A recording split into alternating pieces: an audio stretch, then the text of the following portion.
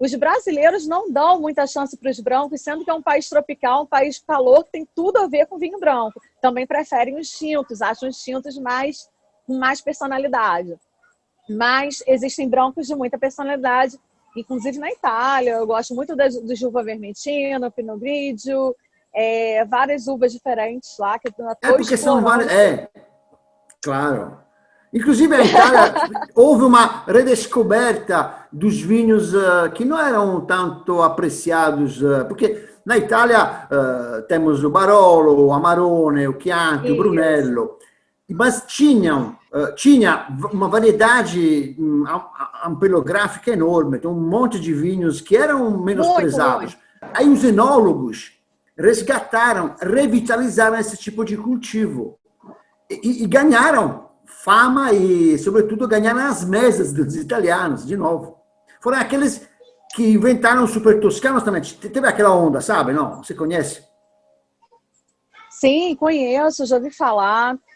Os vinhos são primorosos, né? Essa mistura que eles fizeram de uvas francesas, castas francesas com as castas autóctones italianas, deram origem a vinhos que hoje em dia já superaram muitos vinhos franceses em competições às cegas, vinhos do naipe aí do Sassicaia, do Tianello, os vinhos dos Antinori, da família Antinori. Inclusive, estou lendo um livro sobre Antinori, O Perfume do Chianti, o nome do livro, que fala um pouco sobre a saga dessa família, que é super famosa no mundo todo, né? E que é sinônimo de vinho italiano. Hoje em dia eles têm vinícola no Chile, eles estão se espalhando pelo mundo todo.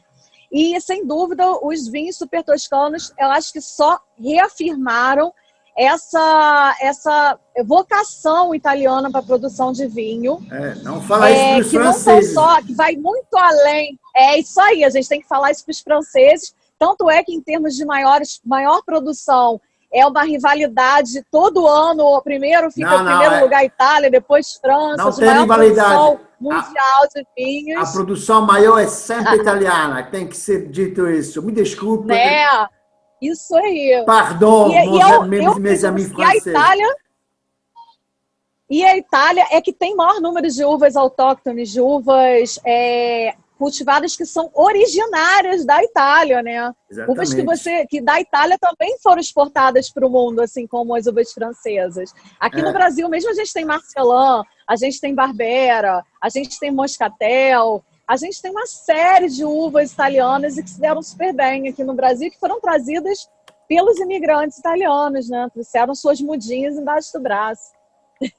Quando a gente fala dos super toscanos, realmente foi uma inovação que não era fácil de ser feita, porque você imagina, Sabrina, a Itália, em termos de enologia, de viticultura, é muito tradicional, conservadora, e esses enólogos inovaram sabendo que iam achar resistência, de uma certa forma, como se diz, no conceito de vinho. Você vai fazer o quê? Misturar os franceses com os italianos? Vai dar uma porcaria. Mas eles caras, acertaram. Pô, claro, foram gente que estuda, gente que sabe das coisas. Não, e Poxa, exatamente, tem que saber o solo que pode... né? E os vinhos são indicação geográfica típica, sendo que são vinhos, assim, primorosos. Porque não se encaixam no protocolo do Chianti. Exato. Claro. Não podem ser a denominação de origem controlada e garantida, simplesmente porque eles não entram dentro desse tradicionalismo. São vinhos mais de vanguarda, né? Que eu costumo dizer. Claro, tipo assim, Sabrina, o tradicionalismo é bom que haja o tradicionalismo, mas isso não quer dizer que um DOC seja melhor do que um EGT nesse caso, entendeu? Aí que tá a revolução. Nesse caso, não. A revolução se deu nisso. Exatamente. E como você falou, tem Pignanello. Claro, tem super toscanos que são superiores aos franceses. A franceses, alguns bordeaux, assim, super. Vamos falar baixo, porque senão. Falamos baixo, porque senão o francês fica zangado. É verdade. Não, mas apesar de tudo, realmente. Exato. Mas eu sei que você tem um carinho particular para os piemonteses, não é verdade? Sim. Sem dúvida. Eu tenho um carinho pelo Piemonte por causa da Nebbiolo, que a Nebbiolo das caixas italianas é a minha favorita, a Nebbiolo. Então, o Nebbiolo, ele está no Barolo, no Barbaresco. Tem o próprio Nebbiolo mesmo, o varietal, que é super bacana e muito mais acessível para o nosso bolso, principalmente aqui no Brasil, né? Que os vinhos chegam aqui com os impostos altíssimos, né? Então, tem alguns produtores que eu gosto muito e que fazem... a Pio Cesare é um produtor do Piemonte que eu gosto muito e que traz um Nebbiolo para o Brasil, que ele é Nebbiolo, que eu acho ele tão bom quanto os Barbarescos e os Barolos, porém é um vinho varietal de Nebbiolo que chega mais acessível para a gente. Inclusive o Dolcetto, vinhos de uva Dolcetto eu gosto bastante também, o Barbera, são vinhos que eu gosto bastante. Que tipo de vinhos você recomendaria que não seja um gasto excessivo? Italiano, você está dizendo, pela tua experiência. Olha, eu gosto, vou te falar, aqui, principalmente para o brasileiro que quer começar a degustar vinho italiano e que não quer gastar muito, eu colocaria logo para começar pelo Chianti, região do Chianti Colli-Senesi, o Chianti, até indo para o Chianti clássico, e a partir do Chianti vai para a Puglia, visita os primitivos, visita o Negro Amaro, e a partir daí a gente vai para aí da Toscana para a Puglia, para a Sicília, o Nero d'Avola, e aí vai indo para esse. Daqui a pouco já estão lá no Vêneto, daqui a pouco já estão lá no Prosecco, daqui a pouco já está nos Barolos, nos Barbarescos, no Brunello de Montalcino, que né? Eu acho que o paladar da gente vai pedindo sempre mais. Eu acho que, principalmente com os vinhos italianos, isso acontece muito. A pessoa começa nos mais básicos e vai sempre aumentando o patamar, até chegar nos vinhos mais, assim, os mais valorizados, no Super Toscano, no Brunello, no Chianti Clássico, no que a gente Chianti falava Reserva. E eu sei, Sabrina, que você tem um carinho especial para o rosado, para o vinho rosé, que não é de se deixar de lado. Não, de jeito nenhum a gente pode deixar o rosé de lado. Inclusive, dos italianos, um rosé que me agrada muito é o rosé da Puglia, de primitivo, o rosé de uva primitivo. Ele é muito versátil, porque ele vai desde a parte assim, de piscina e sol e praia, até a gastronomia, porque eles geralmente são rosados com muita personalidade, um pouco mais encorpados, são vinhos assim que eles têm um corpo mais de médio para leve, não é tão leve assim, então acho eles bem assim, combina demais com comida. Por isso que eu curto tanto os rosés, e principalmente os rosés da Puglia, no caso da Itália, por mim. Mas a rivalidade, né, com a França, rivalizam tranquilamente com os da Provence. São vinhos muito bem feitos, muito bem elaborados. E versáteis, tão versáteis quanto o espumante. Quer falar aqui do Prosecco, do Franciacorta, são espumantes mundialmente conhecidos, italianos, espumantes que têm um valor agregado bacana de custo-benefício aqui no Brasil, sobretudo o Prosecco, porque o Prosecco ele é elaborado pelo método Charmat, que é em cubas de inox, né, a segunda fermentação dele. Então, ele conserva um pouco do frescor da uva glera, né? Então, ele traz aquelas nuances mais frutadas, faz dele um coringa dentro da gastronomia. Pode seguir uma refeição completa com ele, desde uma entrada até uma sobremesa. Inclusive, tem o Prosecco, que hoje em dia lá no Prosecco eles estão fazendo também um pouquinho de Sangiovese, faz um Prosecco rosado, junto um blendzinho. Os enólogos italianos são muito criativos, eu admiro muito esse tipo de trabalho. E os espumantes são belíssimos, todos eles, principalmente dessa região, do Prosecco, da região do Vêneto, né? Você falou de um método de vinificação que é o Charmat, mas qual é o outro? O outro é o método tradicional, que é o método Champagne francês, que é o método que a segunda fermentação dentro da garrafa. Então, isso traz um pouco mais de complexidade, não traz tanto frescor quanto o Charmat, porque ele pega um pouco mais o toque das leveduras, aquele toque de pão, aquele toque de fermento de pão, porque o vinho, ele fica ali, ele fermenta de novo e fica dentro da garrafa em contato com as leveduras, enquanto o Charmat não. O Charmat, ele fermenta novamente dentro dos tanques de inox, então isso traz de temperatura baixa, isso traz um pouco mais de aroma de frutas, faz ele um pouco mais fresco, mais acidez, enfim. Ótimo. Falando de temperatura. São duas propostas diferentes. Claro. Isso, a baixa temperatura nos tanques, a baixa temperatura nos tanques aumenta a percepção de aroma nos vinhos. Por isso os vinhos, o frescor, acidez e aroma.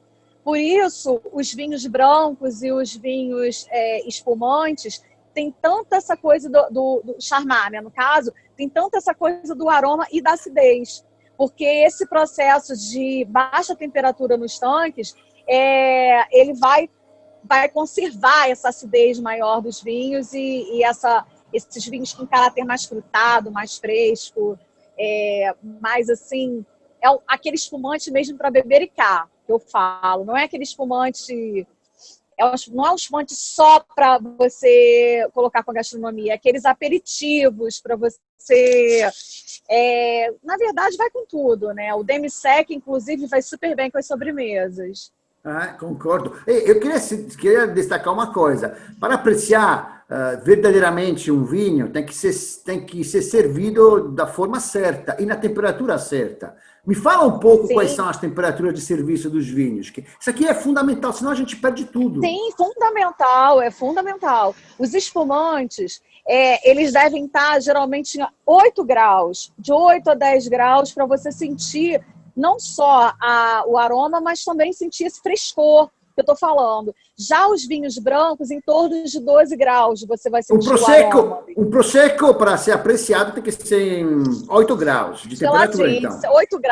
8 graus, mais ou menos. Entre 6 e 8 graus de temperatura.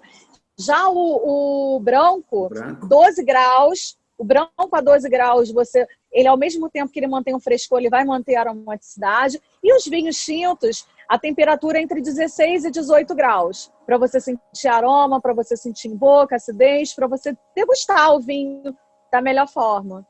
Porque, exatamente, aqui na Europa a gente fala de temperatura ambiente para um vinho tinto. Aqui não existe. Mas agora, aqui não existe. Exatamente. Aqui, em Florença, a temperatura ambiente é diferente do que no Rio de Janeiro. É importante frisar isso.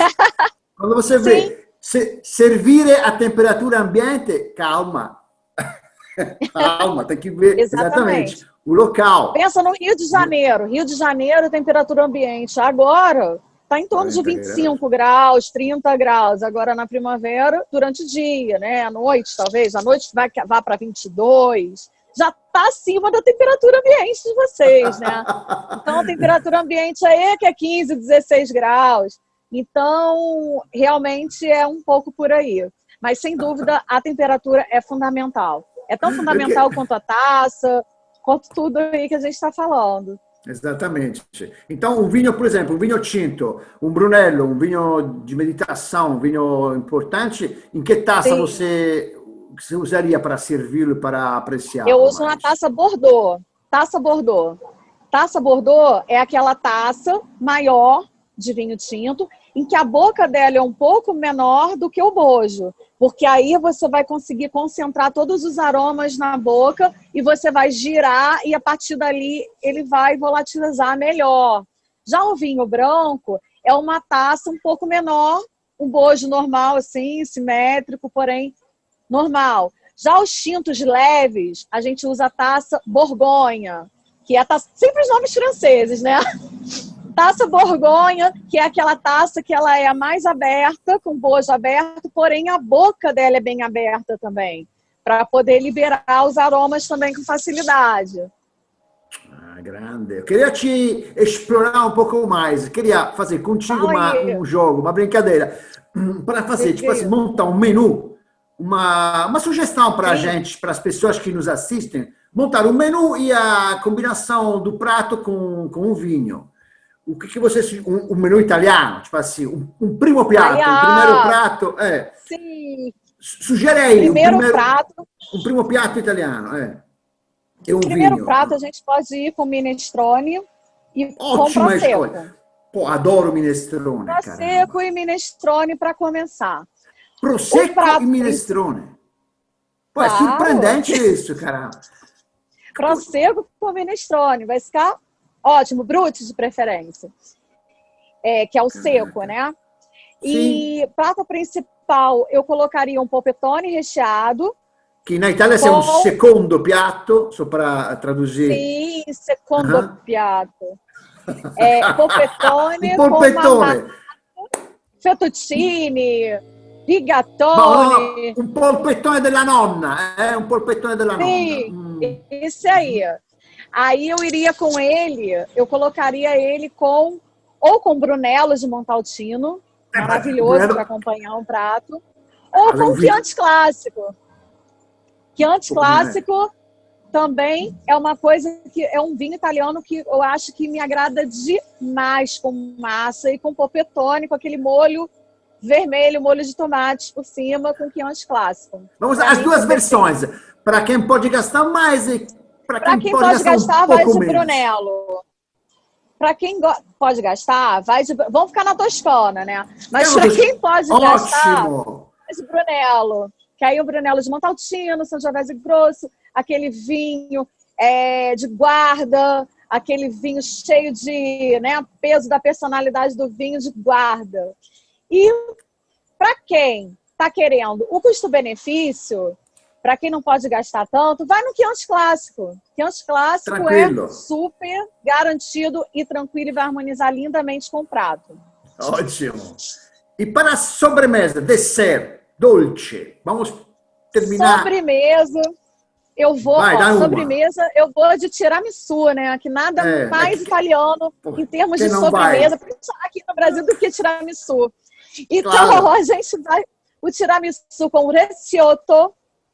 Ah, un recioto veneto. Ou um recioto do Vêneto, ou um primitivo licoroso, um primitivo doce. Davvero? Un primitivo liquoroso, Sim, ottima idea. licoroso doce, fica maravilhoso. Vai combinar perfeitamente com esse tiramisu, vai ficar lindo, fantástico. Nossa Senhora. Eu sugeriria um vinho santo também, que eu estou tomando agora. Vinho santo. Salute. Você está na terra do vinho santo, né? Salute. Ah, inclusive esse aqui né? É do meu pai, esse vinho santo, é o meu pai que fez. Isso aqui é produção de casa, isso aqui, é? É o vinho santino de casa. Ah, o Cantucci. E o Cantucci para molhar nele. Tá lá. Depois eu tomo. Ah, ótima dica de dessert também. Sabrina, ótima. Também. Vinho santo e cantuccini de prato, Cantucci. ótima. Sim, ótima dica também. Puxa vida, muito bom, muito bom. Então a gente fechou, caramba, a gente fechou uma beleza pura com esse menu fantástico.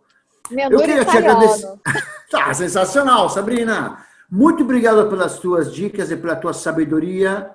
E eu queria te convidar aqui, que eu sei que você também tem um canal onde você expressa toda a tua sabedoria em termos de vinhos e de combinações. Fala pra gente os teus contatos de rede social, por favor. Então, eu tenho um Instagram, que é Sabrina Treze, tudo junto. Sabrina Treze, com 2 Es. Sabrina Treze. Tenho um blog, um site, que é